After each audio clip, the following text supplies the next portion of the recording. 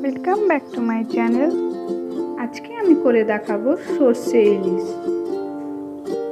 তো এখানে আমি নিয়েছি ইলিশ মাছ, তাতে 1 চামচ লবণ ও 1 চামচ হলুদ দিয়ে আমি এটাকে মাখিয়ে রেখে দেব।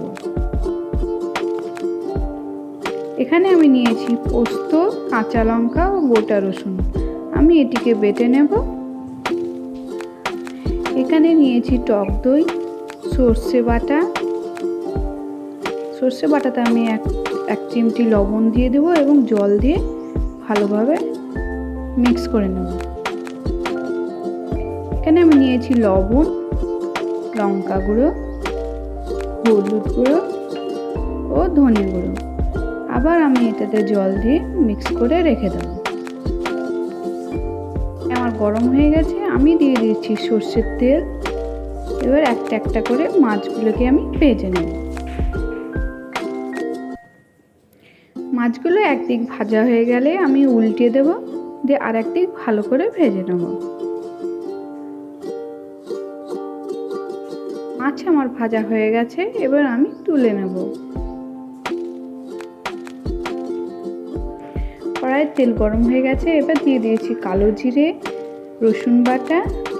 এবার আমি এটাকে ভালোভাবে নেড়ে নেব। দিয়ে দেব আমি সর্ষে বাটা, দিয়ে দেব পোস্ত, কাঁচা লঙ্কা, রসুন বাটা। এবার দিয়ে দেবো টক দই। এটাকে ভালোভাবে কষে নেব। কষানো হয়ে গেলে আমি দিয়ে দেব আমার মিক্স করে রাখা মশলা।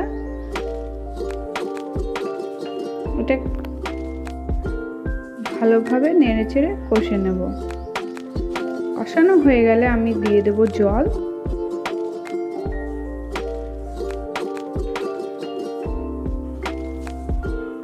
ফুটতে দেওয়ার জন্য আমি 10 মিনিট ঢাকা দিয়ে দেব। 10 মিনিট হয়ে গেলে আমি ঢাকনাটা আবার খুলে দেব।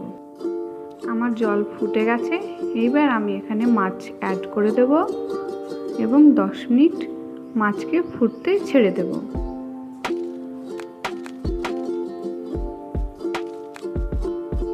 দশ মিনিট হয়ে গেলে আমি দিয়ে দেব গোটা কাঁচা লঙ্কা আর সর্ষের তেল।